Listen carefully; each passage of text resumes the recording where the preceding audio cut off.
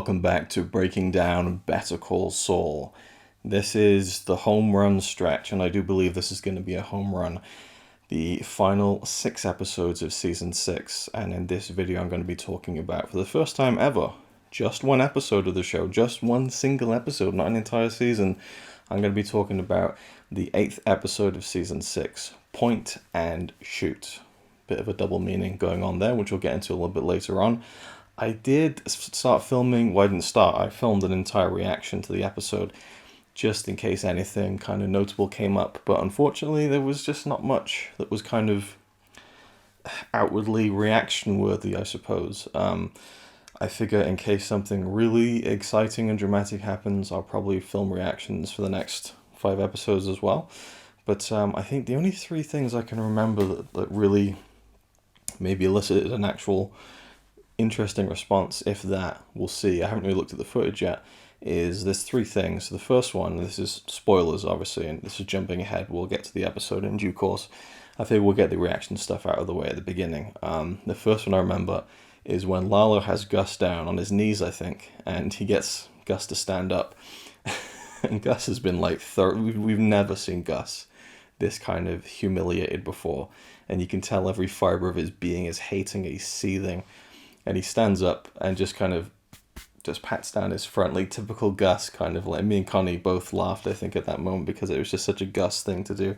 I don't remember if it was in the laundry or in the actual lab itself, but it's just like, it was such a perfect Gus moment. Just like, it was like when he comes out after the explosion and kind of does his tie, you know, that kind of ridiculous thing. But it was a fun moment for Gus and for that episode.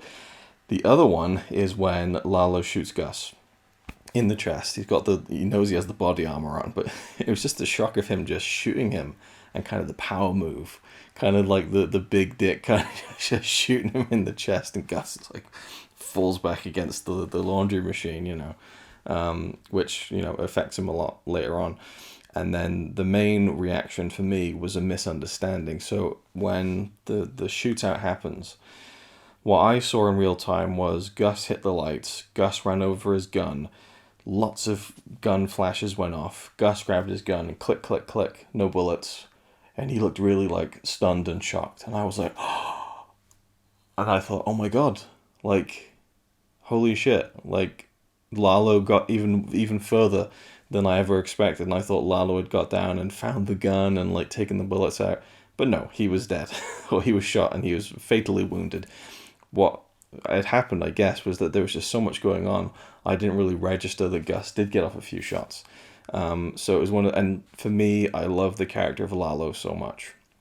So I was kind of hoping and wishing he wouldn't die.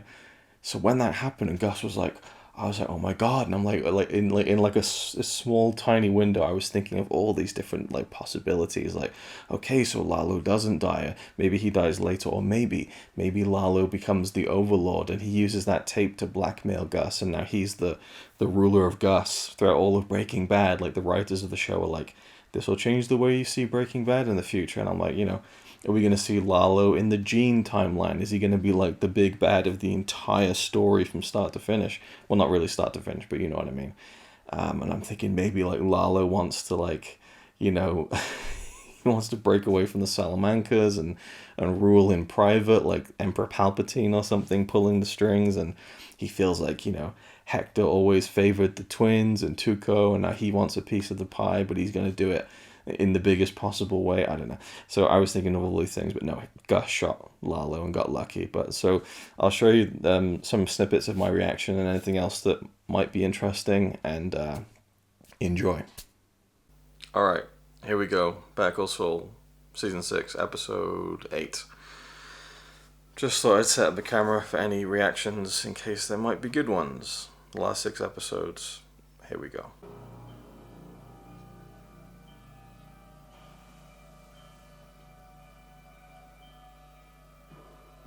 Proper horror movie score.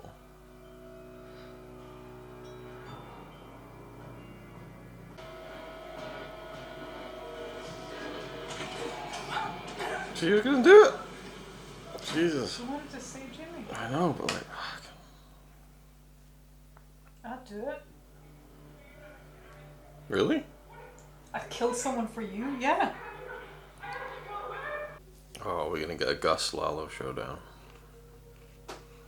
Gus doesn't die, though. No, I don't want Lalo to die either. Like, But we don't see him in Breaking Bad. no, but he's too good of a character to kill at this point. But wow, Gus and Kim having a conversation. That. Oh.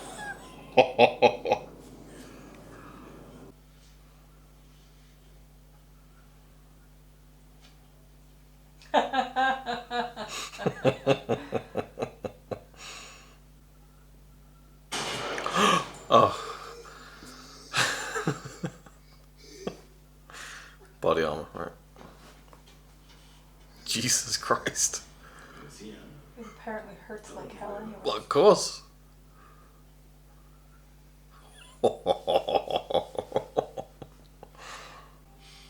Big talk.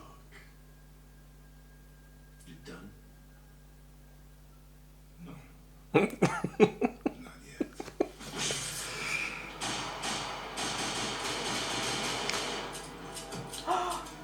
No.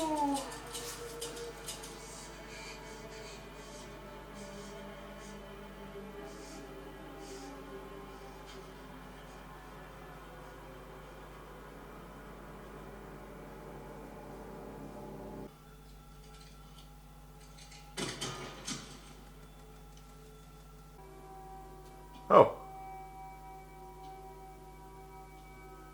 I thought he didn't have any bullets.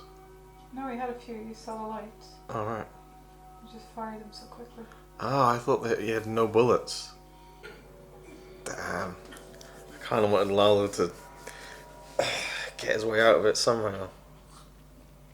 He's not recovering from No. Yeah, I thought that because it was just click, click, click. I thought that Lalo had like taken the bullets out or something. Typical Gus too. Like he was fucked up and he didn't really let it show until after he killed Lalo. Yeah. Like...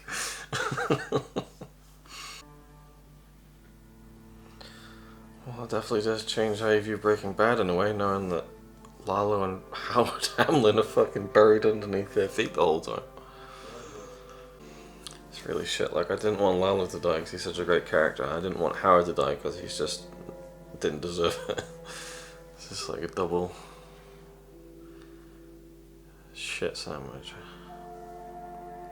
So, as you can probably have told there, I mean, it wasn't really anything that dramatic or interesting. But again, I'll film these reactions just to see if anything interesting comes up. Now, let's get into the episode good and proper. We come off of 6 weeks or so of waiting since episode 7 when Howard got dramatically shot in the head. And Lalo said, let's talk. And so the first scene, the cold open, is of a beach and the waves washing across the sand, and we see some shoes, and then we see a trail leading off to a car.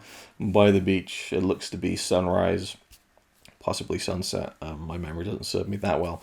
And I did wait a few days after watching the episode to kind of let things linger, but also listen to the behind the scenes podcast to get some more information on the show, which I'll share throughout this review. So that's the opening scene, is Howard's car. We see the Namaste license plate to kind of clue us in that this is Howard's car, and we see his wedding band on the dashboard there, and it's obviously been staged to look like a suicide. And that's kind of the opening, and then we jump right back in with Jimmy and Kim just in shock at what's just happened, and Lalo tells him to sit down on the sofa. Now this is the really interesting note. I did not think they would go into this at all. But in the podcast, they talked about the fact that this is the day, the shooting of that scene was the day that Bob Odenkirk had a heart attack on set and actually died momentarily. As Vince Gilligan put it, he expired in front of our very eyes. So I thought, okay, maybe they'll tell us the episode, but they go into so much detail that you can see in the scene where it's like pre-heart attack and post-heart attack. So when Lalo tells Jimmy and Kim to sit down on the sofa, and he's talking to them, giving them these instructions, when we see Lalo's view, which is Jimmy and Kim, that stuff was filmed on the day he had his heart attack and briefly, his heart stopped beating and momentarily died. Was then, resuscitated and so on, and it was very lucky that they spotted it as quick as they did, and obviously he recovered, but it took a while before he was back on set. So when you see Jimmy and Kim looking up at Lalo, and you see Lalo, that view is from 2 months later when they came back and refilmed the rest of the scene.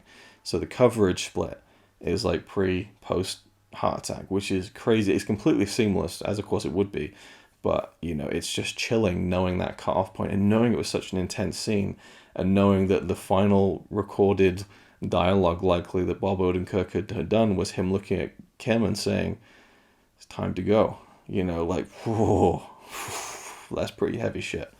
Anyway, let's talk about the scene. Now, Lalo wants Jimmy to go to Gus's house, knock on the door, shoot him. And I like how he doesn't say just shoot him, he says just keep pulling the trigger until the chamber's empty. Like, really make sure this guy's dead, and then take a picture of him. And then Jimmy's like, send her. And it's like, oh my god, what is going on? And Kim is like, and Ray Seahorn, one amazing actress. And she got nominated for an Emmy for this show. The day that episode came out, I think, or maybe the day afterwards. Fantastic. She really sells that kind of panic. I mean, this, and she's, like she says, I've never even held a gun before. I think Jimmy says something like, what I have, This is really like completely uncharted territory for them. We kind of forget a little bit in Breaking Bad, like right from the get-go, you got Walter White there with the gun pointing it right down the barrel of the camera. He kind of gets involved in that stuff pretty quickly, whereas in Better Call Saul, they've never shot anyone or killed anyone, and Howard dying in front of them, that's like a real, Jimmy was really fucked up from season 5 when he saw those drug members getting killed. Drug members, the gang members, the kind of drug gang, the cartel gang, whatever, the Mexican gang. I think the Mexican, I'm not sure if the Mexican or not. Either way, the gang.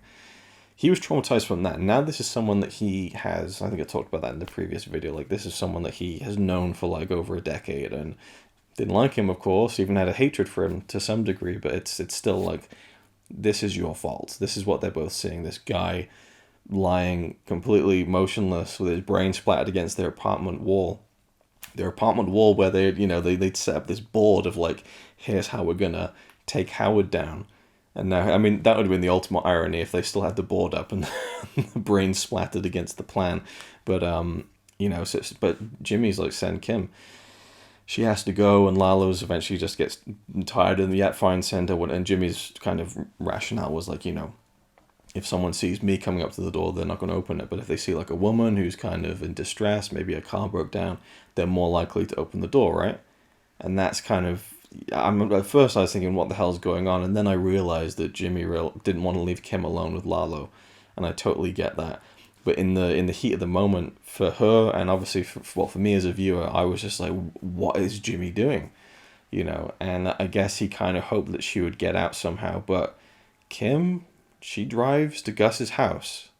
And this is a really cool detail. There's a really cool overhead shot, and I thought that's a really cool shot. And it's of Kim walking towards his gut, and it's like almost exactly the same frame-by-frame image of when Walt goes up to Gus's house. I believe it's the scene where he gets the call saying "don't" or something. I haven't got that far in my Breaking Bad rewatch yet. So Kim goes up, and the music was like something of a horror film. Like, this is like, the music in this episode was unbelievable. Like, I mean, the music was always pretty good, but it really added a lot of character and texture and tension to this episode, and meaning and melancholy. But it was like a horror movie when she goes up to Gus's house, and it's like a repeat of season 3 Breaking Bad, when Jesse goes up to Gail's apartment, and and then you got like Walt in the laundry with a gun at his head. You got Gus in the laundry with a gun at his head, and then there's Kim. Obviously the timeline's a little bit different, but it was really striking to me that Kim was going to actually do it. Like, I was really sure. I mean, and the way that Ray Seahorn played it was incredible, because she's like so emotional and wrapped up in the intensity of everything that's happening, but she was ready to do it. I mean, that's the thing, she pulls the gun up. She doesn't attempt to fire it, but she gets grabbed before she makes that move, but she was certainly pulling the gun up. And that's kind of a thing where you go to season 5 when they got married, and while it's just a business thing, it's just it's a technicality, but this is love. This is like being willing to kill someone for the person that you love. I mean, it has to be a person that you love, right? It can't be someone who you just about, or someone who's just like you enjoy spending time with them, like they're fun and all that, and we work well together, and we'll get married just to so that we don't get implicated legally, but no, this is someone that you love, that you're willing to kill for. I think Connie said something like, I'd do it. I was like, really? Wow, okay. Well, I mean, that's a dark thought, but I suppose if the shoe was on the other foot and I had to do that to save Connie's life, I think, well, I don't know, that's a situation I can't imagine killing a person. I really can't. But anyway, I could go all off on a whole tangent about that, but, do I have a love for someone that would drive me to do that if that was the only thing that would save their life? Probably, yeah, Anyway, so there's that, and then she gets pulled into the house, and it was quite funny when she pointed to the guy who looked like Gus. I'm here to kill him. But I'm like, oh my god, this is, well, obviously we'd seen Mike and Kim previously in the season, but then she's on the phone with Gus, and I'm like, holy shit, it's like Kim, and it was like just seeing those two characters, even though they weren't in the same room, like just speaking to each other briefly was really interesting. And then Gus kind of figures out kind of what's going on here. And then I started to figure out that this was never really Lalo's plan. He didn't think, I think for Lalo, if Kim or Jimmy killed Gus, great, that's Gus out of his hair. But he didn't really expect that was going to go. This is just part of Lalo's big misdirect. Like, he just wanted Gus's men to be like, leaving the laundry, scrambling around. And when he initially says I'm moving after Gus tonight, and he sees the guys leaving the laundry, I guess he thought that there was still going to be some people watching, so that's why he pulled this whole little, all these little games, and then finally Gus kind of sneaks in like a cat into the laundry, and this is where Gus has already kind of gone straight there and knows what's going on, and we get the confrontation between Gus and Lalo that I really wanted, some showdown between the two, but he just takes out all of Gus's men. And now he's got Gus right where he wants him, and this is like, you've never really seen Gus this vulnerable, except for when, of course, his partner Max was killed in the flashback in Breaking Bad. But this is like, you can tell how much it's eating at Gus, this fact that that he's in this position where he doesn't have control. Like, Gus likes being in control of every little micro situation, and here he is in the situation where like he is so out of control. And it's written on his face. Like, Giancarlo Esposito is incredible in this episode, and Lalo's just enjoying it. He's filming Gus, he's humiliating him, but he's also getting like the absolute proof for Don Eladio and all the higher ups and stuff that this is what Gus has been doing.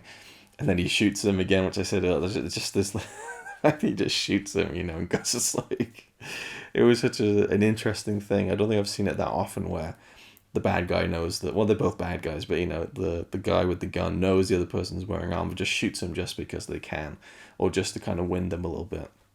They go down into the laundry, and at first I was like, how does Lalo know this is this exact machine that leads down into the lab? But of course, with Casper, one of the construction crew, he obviously got everything from him. And they go down into the lab, and he's filming Gus. He kicks him down, and that might be where Gus does the little brush down. I can't remember, but this whole showdown was fantastic. And when Gus is like, I have something to say, and he's rattling off about Don Eladio, calling him like a big fat greasy pig and all this stuff, and jackals, all of you, and all this stuff. And Lalo's like, yeah, sure, let me feel. This is really helping my case. Some people were saying, why would Lalo let Gus talk like that? Because it seems like Lalo's smarter than that. But, getting this kind of stuff on tape is something that would like be completely ironclad and would fully kind of prove everything that he's been trying to prove. And so I think that he also kind of just enjoys having Gus right where he wants him, And so he's there with the gun. And I like what he says, like, anything else? And Gus is like, no. It's just perfect, Gus. And then he kicks the light, runs over, grabs his gun, which we'd seen in the previous episode. He planted it there just in case he needed it, because Gus is a clever, slimy motherfucker too, and fires off and gets a lucky shot on Lalo, and Lalo's there holding his neck and just blood going everywhere. And I was like, oh no, I didn't want him to die. And Connie's like, yeah, there's no coming back from that. And Lalo just looks up at Gus and just smiles and dies. And that's just a perfect way for Lalo to go out. And here's why I think this show is so great, and why Breaking Bad is so great. because it is a collaborative effort. So in the script, this was written, Lalo draws his last ugly breath and dies. And the actor who plays Lalo, Tony Dalton, was like, I think he should smile. And the director of this episode, Vince Gilligan, the creator of the show, the creator of Breaking Bad, was like, okay, let's go with that. And that's actually perfect. And he's like, yeah, more, give me more. Like, so that's how it worked. It wasn't in the script. But it's a really funny story where Tony Dalton said that he read that in the script and he's like, ugly smile. And he said, I held on to that for months until we were there filming on the set, in the meth lab set. And the writer of the episode was there when they were filming. And he called the writer over and he's like, so, how do I do this, this last ugly breath? How do I draw this last ugly breath? And he was like teasing him about it and stuff. And he's like, well, it's just a way to describe it or whatever. And so once he was filming the sequence and kind of doing the smile, the writer came up to him and was like, that was a beautiful last breath. But I love that's why Tony Dalton, like, ugly breath. How do I do an ugly breath? But the smile was just perfect. And for me, it was just Lalo going like, you got me, you fucking prick, like, oh well, so this Lalo, he kind of just enjoys the life in a way. But they asked Tony Dalton, what do you think's going through Lalo's head in that moment? He's like, you got lucky. This is the actor who plays Lalo's, like, his interpretation is, you got lucky, motherfucker. I'll see you in hell. And that's perfect. So Lalo's dead now. And then there is a kind of brief tussle with Lalo and Jimmy in the apartment, and Jimmy falls over and he's gagged and he's looking over right at Howard in the face, and it's just like it brings me back to in that same room when Howard confesses that he feels responsible for Chuck's death, and Jimmy's like, well, that's your cross to bear. And now Jimmy's there looking at Howard's dead eyes. And all you can think when it comes to Jimmy is, well, that's your cross to bear. This is pretty much your fault, and it's rough. It's a rough sequence, and just that visual. And but yeah, so that kind of takes place, and then after all of that, we come back to the apartment. Jimmy and Kim are there. Mike is there with the cleanup crew. They're taking out all the stuff from the fridge, and they bring in a new fridge, stainless steel. And Mike sits Jimmy and Kim down, and he gives them the dad talk. It's like, I'm not mad, I'm just disappointed. Like the barbs in his words, where he's like, the car's gonna be found a few states away by the sea. It's gonna look like a suicide. There'll be cocaine in the car. That's the angle you've been running, isn't it? And that, he's sticking it in there. And then he says, you just keep on living the lie that you've been living, Like Mike, he didn't approve of it. He doesn't, because he knows what they've done. He's smart for one thing, but they've also been keeping tabs on them. And this is a great point that someone brought up when I was watching like people talk about the episode the day after it came out. Mike probably knew Howard Hamlin because Mike worked at the toll booth at the courthouse.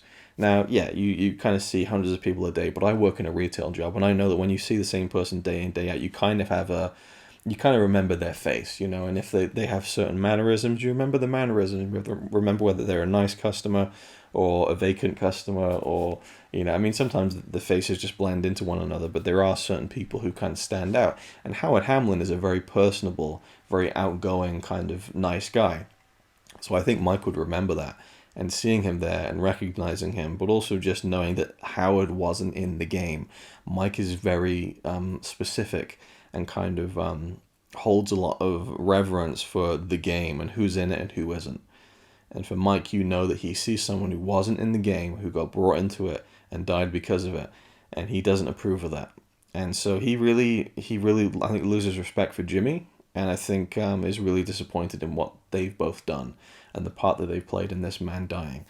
And they don't look comfortable about it, obviously. It's very rough, and he kind of gives them that, here's what you're going to do. It's like, he brings back to Breaking Bad when he talks to Jesse, like, I found her, that's all I know. Like, repeat it after me, you're going to just go to work, not a blip, everything's going to be the exact same. And now they've got to deal with the fact that Mike's like, the police are going to call you, and you've got to say that you did see him. He came in, he spoke to you, and then he left. So, you're not out of the woods yet. You've got to stick to this story to kind of, and that's the one thing I was thinking, how are they going to clean up the Howard thing? And of course it's Mike. Of course it's the fixer himself. And then Jimmy just gets a peek and sees them stuffing Howard's body into that fridge, and it's just the worst. It's horrible. And then the last scene of the episode is in the meth lab. They dig a hole and they pick up Lalo's body. They toss it in. They pick up Howard's body, and I'm like, oh my god. And this is where Mike says easy, as if he can be easy dumping a body into a 6-foot grave. But they toss in Howard's body, and there they are, and it's just such an amazing, evil genius kind of image that is kind of painted there in front of you. You get Lalo, the guy who did everything wrong. You get Howard, the guy who did everything right, and it didn't matter. Life did not discriminate. Life just, the chips fall where they fall, and these two guys lived completely different lives, and they both ended up a foot within one another in the same grave and met at the same kind of grisly end. One was in the game, one wasn't. It's all about the people that you interact with. It's all about the choices that you make. Also about the choices that other people make. Sometimes you have no control over your destiny, no matter how many things you do right. And for a lot of people who do so many things wrong, it will catch up with you. But it's just like, and the music playing over this was just haunting. And then you get Mike looking down at them, and I took so much out of what he was emoting with his face. Jonathan Banks, another fantastic performance from him in this episode, where he's looking down at the grave at Howard and Lalo, and obviously he looks, everything I've been saying about how he clearly feels bad about Howard dying, but what I read from that expression mainly was Mike looking down and seeing himself, realizing, I'm so far in this game now, there's no way I end up anywhere else but here, dead in an unmarked grave somewhere, with my family wondering with questions, and he wants to take care of his family, his daughter-in-law and his granddaughter, but I think he knows at that point, because the whole story of Mike through the whole of Better Call Saul is, we see the origin of him moving to New Mexico, and then we see him slowly but surely get dragged into all of this. First, it's a dispute. First he kind of gets involved with Nacho, and then he gets kind of drawn into the Tuco Salamanca, and then he gets kind of despite himself, he can't let go the Hector Salamanca thing. And by virtue of Hector, he gets to Gus, and Gus wants him, and once Gus wants someone, he wants them, and he's very persuasive, and, I think at this point Mike realizes there's no way out of this, and he's already seen Nacho, someone who's been trying to get out the whole fucking show, couldn't get out. So Mike knows, I'm in this for the long haul with Gus, there's no real way out of this, and there's only so long that you can kind of remain alive in a job in a situation like this. So I think Mike looks down at Howard and he sees himself, and he just realizes this is the way it's going to go at some point. That's how I interpreted it. That might not have been what Jonathan Banks was thinking. It might not have been what the writers were thinking, but that's how I felt. That's what I felt like Mike was thinking at the time, and that's the end of the episode. Phenomenal episode. Almost a bit kind of underwhelming in the sense that when it's this new episode and there's like only 6 episodes left and it's so exciting, I'm almost expecting the world, and you need to kind of like keep your expectations in check a little bit. And Lalo dying was the predictable thing to happen. I was expecting for some twist or curveball, but looking back on it, it was just such a great episode. Point and shoot with a gun, obviously. Lalo even says to Jimmy and Kim, point and shoot. And then obviously later on, Lalo's got the camera, point and shoot. So where do we go from here? I'm so excited to see the fact we got 5 episodes.